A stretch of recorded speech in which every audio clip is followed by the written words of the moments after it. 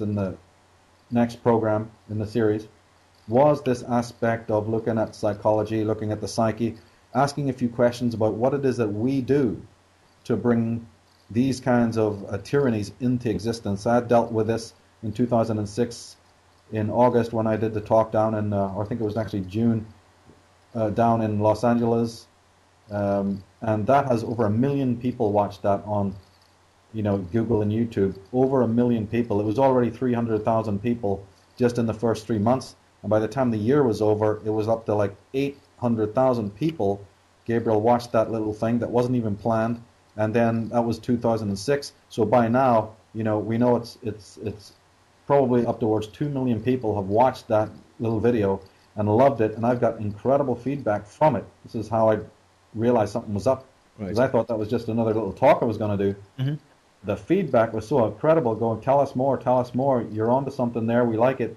And that was also one of the big reasons why we want to sit down and do Architects of Control, to follow on from that Los Angeles talk, which was about, the future of mankind, and emphasizing this idea that if man's inner house isn't in order, and if he doesn't deal with his own, penchant for self-sadism and all of these things, mm-hmm. He is not going to be hygienic enough to create a perfect society. He's not going to be hygienic enough to fight the establishment in a true way, and he's not going to be clean enough and hygienic enough to receive what the universal intelligence, his own inner guides or the God force, whatever you want to call it, is mm-hmm. transmitting to him. So he's way behind. He's got a lot of catching up to do, and it's because too many of the authors and writers in this field have left consciousness at the door, and the people who deal with consciousness, they aren't interested in conspiracy. They won't touch it. Okay. So these two worlds haven't really come together. Michael, a very salient, poignant point. I'm going to make a mental note of what you said. I'll come back to it because it's one of those things that I want or hope that you'll explore in some detail. But let's just go ahead with your overall overview of the Architects. Come back to it. It is a huge piece for me, is this consciousness expansion. And you touched upon it in Architects of Control. But I felt that, wow, there was a chance that you could have really went into that. Now, maybe you've done it in Program 2, I don't know, or intend to do it. But anyway, leave it for now, we'll come back to it. Let me just... Oh, well, we will be really dealing with it.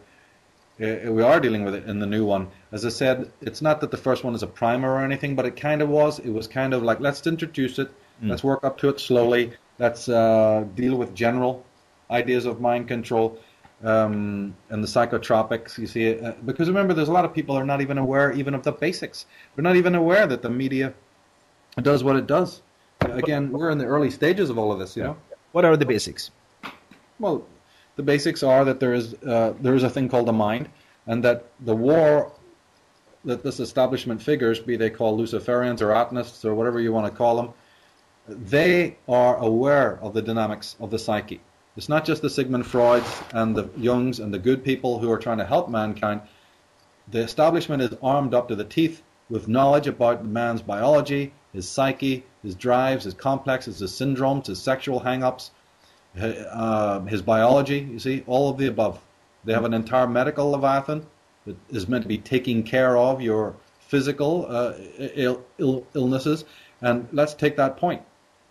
How many actors do you know who, with all the money they have and all the fame and all the travel that they've done, as soon as they get cancer, they walk right into where? The hospitals. I'm thinking of John Thaw, and I'm thinking a lot of other guys, only to die. Presidents have been killed.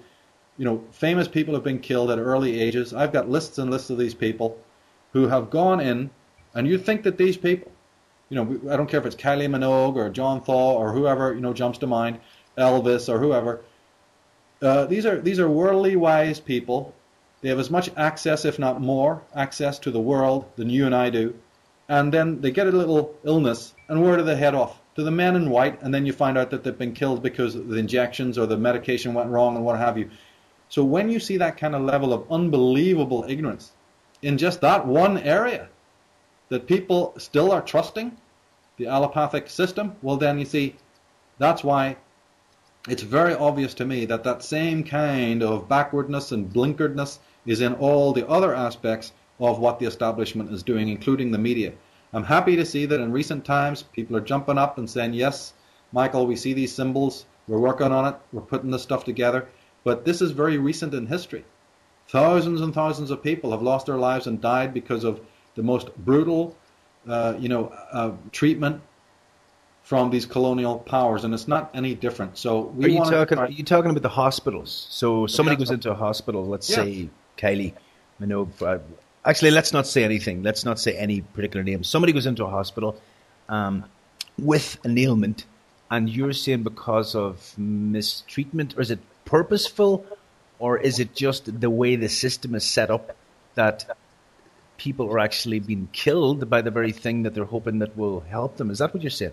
Yeah, I was using it more as a metaphor. Both apply. I think there is some actual cause for concern that a lot of it is done deliberately. I mean, I've got a whole library of videotape material on these, what only can be described as, Dr. Frankensteins, who literally are on record of doing things, or like, for instance, the women, you have the Munchausen syndrome in reverse, where the staff will strangle children and kill them and inject them and all. So there is a conscious malignity there. But what I was really referring to is that, just the whole allopathic Leviathan, and the kind of ignorance factor that after all these years, we're not up to speed on the fact that these guys are dangerous. You know what I'm saying? So obviously, that's a very obvious example.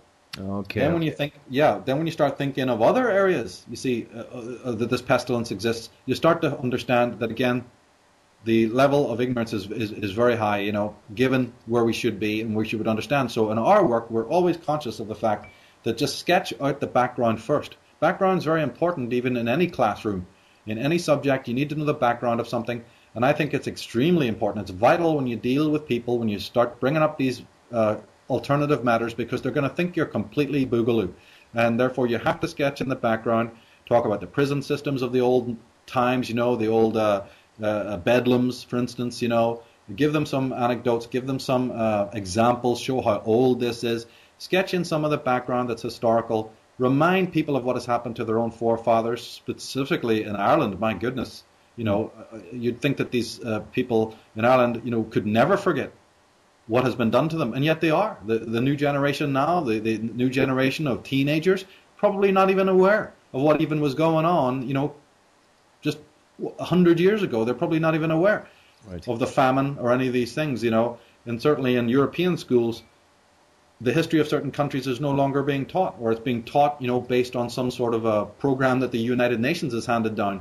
Yeah. People are no longer being told the facts, even of a very, very short time ago, and that is absolutely horrific to know about. That the people don't know how their parents suffered in the world wars, or how much they had to sacrifice. You see, in these things like that. Mm-hmm. So as every year goes by, we get further and further away from the past. Ergo, there's more need to sketch in some of this background when you're dealing in very controversial matters. Gotcha. Okay, so that's some of what you're talking about, mind control. Yeah. Then, now I like the way that the movie was actually put together. What I was curious about was there was a huge amount of reference to pop culture, Star Wars. Oh, sure. The Carpenter film, Superman. What was your outcome for actually having that in? Because again, we know because we're very conscious of the audience that we're talking to and what kind of frames of reference they deal with. If you start talking to people about the Sigmund Freuds and the